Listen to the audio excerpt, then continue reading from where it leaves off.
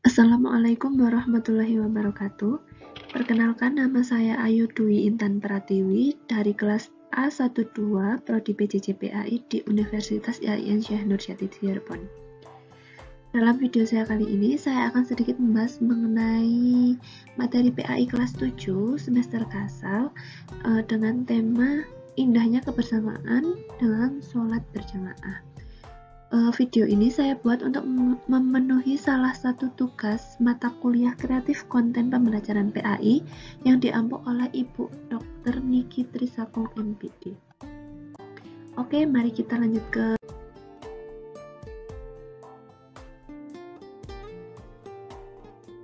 pembahasannya. Indahnya kebersamaan dengan sholat berjamaah. Mari kita lihat peta konsepnya. Jadi, pada pembahasan kali ini kita akan membahas mengenai indahnya sholat berjamaah, yaitu di dalamnya mencangkup mempelajari dan memahami konsep tentang sholat berjamaah, mempraktikkan tata cara sholat berjamaah, membiasakan sholat berjamaah, dan menerapkan sikap demokratis, toleran, kebersamaan, kerjasama, dan akhlak terpuji yang lain dalam kehidupan kita sehari-hari. Kita lihat contoh sholat berjamaah ya. Maksudnya contoh gambar ilustrasi orang sedang melakukan sholat berjamaah.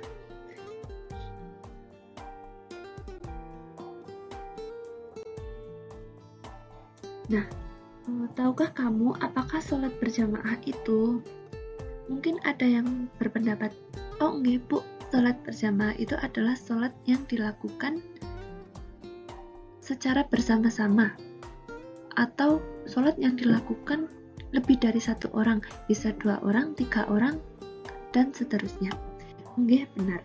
Jadi, sholat berjamaah adalah sholat yang dikerjakan oleh 2 orang atau lebih secara bersama-sama, dan salah seorang dari mereka menjadi imam, sedangkan yang lainnya menjadi makmum. Nah, terus sholat berjamaah itu hukumnya apa, Bu? Sebenarnya sholat berjamaah itu hukumnya sunnah muakkad nggih, yaitu sunnah yang sangat dianjurkan. Bahkan sebagian ulama mengatakan hukum sholat berjamaah adalah fardu kifayah. Berarti sholat berjamaah itu memang benar-benar sangat dianjurkan nggih. Karena ada sebagian ulama yang sampai mengatakan bahwa sholat berjamaah itu dihukumi sebagai fardu kifayah.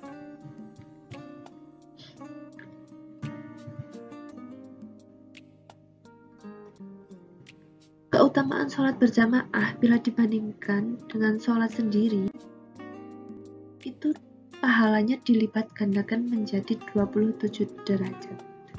Ini ada hadisnya, hadisnya dari Rasulullah ya, yang berarti dari Ibnu Umar radhiyallahu anhu, Rasulullah Shallallahu alaihi wasallam bersabda, sholat berjamaah lebih utama dibandingkan sholat sendirian dengan 27 derajat. Hadis riwayat Bukhari dan Muslim. Terus keistimewaan lainnya ada mboten Bu? Ada. Keistimewaan lain bagi orang yang rajin sholat berjamaah adalah akan dibebaskan oleh Allah dari api neraka. Dari Anas bin Malik radhiyallahu anhu, Nabi Muhammad Shallallahu alaihi wasallam sesungguhnya beliau bersabda, barang siapa sholat di masjid dengan berjamaah selama 40 malam dan tidak pernah tertinggal pada rakaat pertama dari sholat isya, maka Allah akan membebaskan baginya dari api neraka. Hadis riwayat Ibnu Majah. Wah, berarti emang sholat berjamaah ini keutamaannya sangat luar biasa nggih. Jadi mari kita mari kita budayakan untuk sholat berjamaah. Kalau bisa sholat berjamaah, kenapa kita harus sholat sendiri? Seperti itu ya. Oke. Terus ada yang bertanya, Bu, kalau syarat sah sholat berjamaah itu apa nggih? Jadi sholat berjamaah itu akan sah apabila memenuhi syarat berikut ini. Yang pertama yaitu ada imam. Jadi harus ada imamnya. Kalau nggak ada imamnya nggak bisa disebut dengan sholat berjamaah. Yang kedua ada makmum, dan makmum itu berniat untuk mengikuti imam. Yang ketiga, sholat dikerjakan dalam satu majelis. Maksudnya harus dalam satu ruangan itu. Kalau beda ruangan berarti nggak bisa dikatakan sebagai sholat berjamaah. Terus yang keempat, sholat makmum sesuai dengan sholatnya imam. Maksudnya di sini makmum itu harus mengikuti gerakan si imam. Kalau imamnya ruku berarti makmumnya juga harus ruku. Nggak bisa kalau imamnya ruku makmumnya malah sujud, itu nggak sah ya. Kedudukan imam dalam sholat berjamaah itu sangat penting. Dia akan menjadi pemimpin seluruh jamaah sholat. Sehingga untuk menjadi imam itu mesti ada syaratnya. Jadi apa ya? Apa syarat untuk menjadi imam?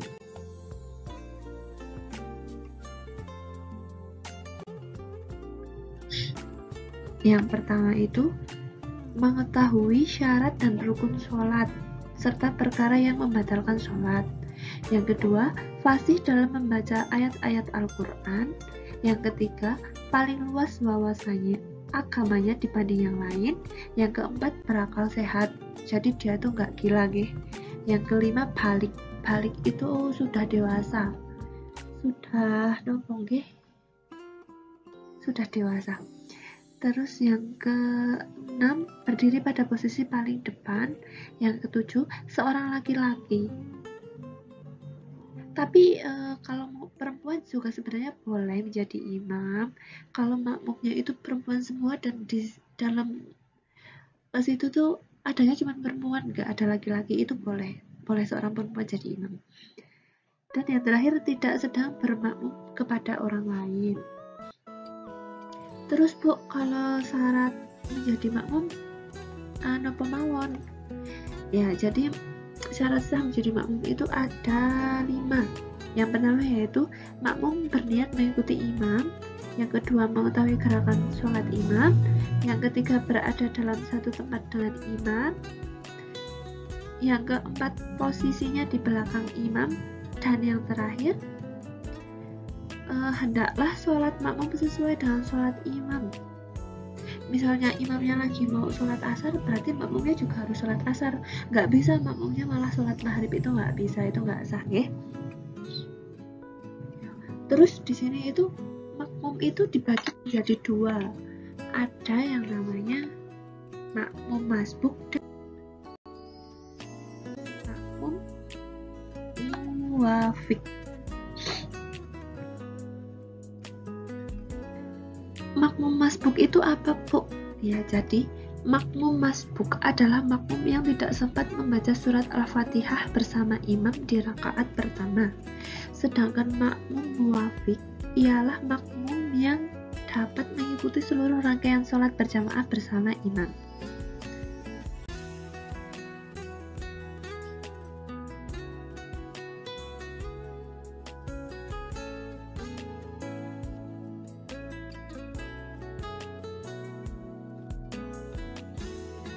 Misal nggih, jika kalian itu dalam kondisi ketinggalan berjamaah, perlu kecermatan dalam tata cara menghitung jumlah rakaat. Untuk itu ibu akan contohkan ilustrasinya nggih. Contoh yang pertama, pada saat makmum datang untuk berjamaah sholat asar, imam masih berdiri pada rakaat pertama. Makmum berniat takbiratul ihram dan membaca Al-Fatihah. Namun sebelum selesai membaca Al-Fatihah, imam berukuk. Maka dalam keadaan ini, makmum harus segera rukuk mengikuti imam tanpa harus menyelesaikan bacaan Al-Fatihah. Makmum semacam ini masih dinyatakan mendapatkan seluruh rakaat bersama imam. Jadi pada saat imam menutup salat dengan salam, makmum tersebut ikut salam. Terus contoh yang kedua, pada saat makmum datang untuk berjamaah sholat asar, imam sedang rukuk untuk rakaat pertama. Makmum berniat takbiratul ihram dan membaca Al-Fatihah meskipun hanya 1 ayat.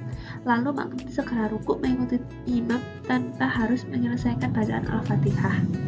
Makmum semacam ini masih dinyatakan mendapatkan seluruh rakaat bersama imam. Jadi, pada saat imam menutup sholat dengan salam, makmum tersebut ikut salam.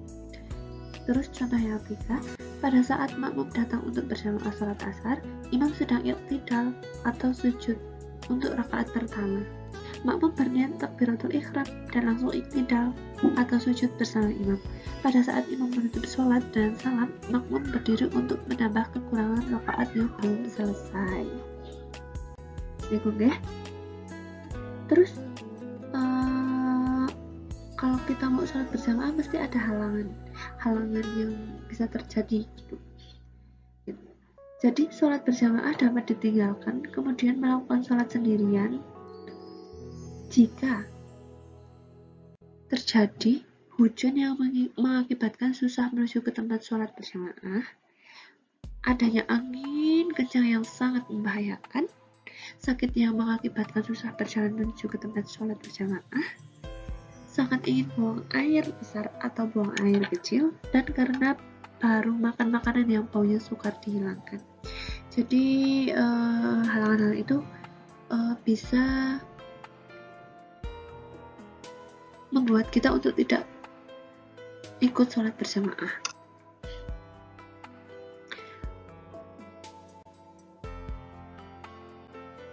Selanjutnya ada tata cara sholat berjamaah. Apa aja tata caranya? Yang pertama, sholat berjamaah diawali dengan azan dan iqamah, tetapi kalau tidak memungkinkan cukup dengan iqamah saja. Yang kedua, barisan sholat atau shaf di belakang imam diisi oleh jamaah laki-laki, sementara jamaah perempuan berada di belakangnya. Yang ketiga, di dalam melaksanakan sholat berjamaah, seorang imam membaca bacaan sholat, ada yang nyaring dan ada yang dilirihkan. Bacaan yang dinyaringkan adalah bacaan takbiratul ihram, takbir intikal, tasbih, dan salam. Bacaan Al-Fatihah dan ayat-ayat Al-Quran pada 2 rakaat pertama, sholat maghrib, isya, dan subuh. Begitu juga dengan sholat Jumat, gerhana, istisqa, idain, 2 hari raya, tarawih, dan witir.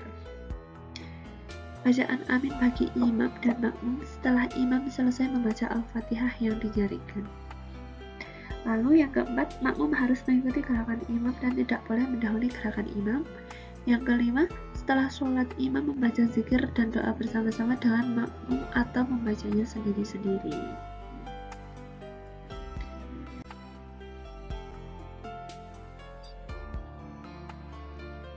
Pembiasaan sholat berjamaah.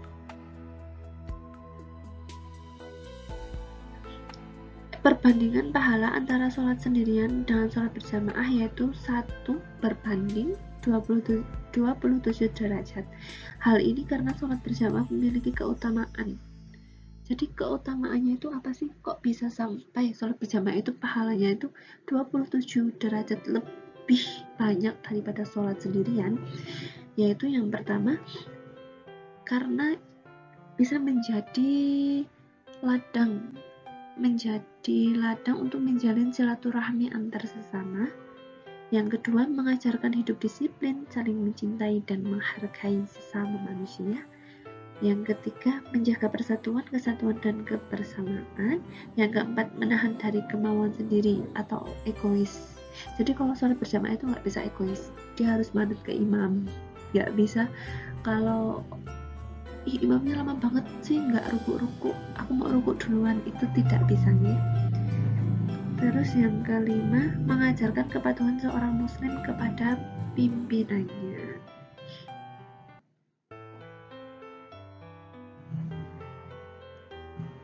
Lalu sikap kecintaan kepada sholat berjamaah dapat diwujudkan melalui perilaku apa saja? Sikap kecintaan kepada sholat berjamaah dapat diwujudkan melalui perilaku.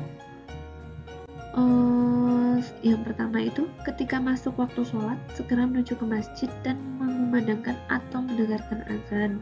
Yang kedua, ketika mendengar azan, segera menuju masjid. Yang ketiga, mengajak teman-temannya untuk sholat berjamaah. Yang keempat, suka menjalin tali silaturahmi antara sesama di masjid. Yang kelima, senang mendatangi majelis taklim untuk menuntut ilmu agama. Yang keenam, tidak suka membeda-bedakan status sosial seseorang karena kedudukannya sama di hadapan Allah. Yang ketujuh, bersikap demokratis, taat kepada pimpinan selama tidak melakukan kesalahan. Apabila pimpinan salah, kita wajib mengingatkan ke jalan yang benar, termasuk di dalam taat kepada kedua orang tua dan guru. Dan yang terakhir, yaitu menjaga persatuan, kesatuan, dan bersikap demokratis. Jadi kesimpulan yang dapat diambil dari materi kita pada pembahasan kali ini yaitu yang pertama ialah sholat berjamaah itu adalah sholat yang dikerjakan oleh dua orang atau lebih secara bersama-sama dan salah seorang menjadi imam dan yang lainnya menjadi makmum. Terus yang kedua, hukum sholat berjamaah itu adalah sunnah muakkad, yaitu sunnah yang sangat dianjurkan. Bahkan ada sebagian ulama yang menyatakan hukum sholat berjamaah itu adalah fardu kifayah. Yang ketiga itu ada syarat-syaratnya. Tadi ada syarat-syarat wajib menjadi syarat syah menjadi imam, makmum, dan makmum. Ada pengertian makmumnya, makmum masbuk dan makmum masbuk dan makmum muwafiq. Serta ada keutamaan sholat berjamaah dan sikap-sikap kecintaan kepada sholat berjamaah. Mungkin sekian ya materi yang bisa saya sampaikan dalam pertemuan video kali ini. Kurang lebihnya mohon maaf. Wassalamualaikum warahmatullahi wabarakatuh. Jangan lupa like, subscribe. Terima kasih.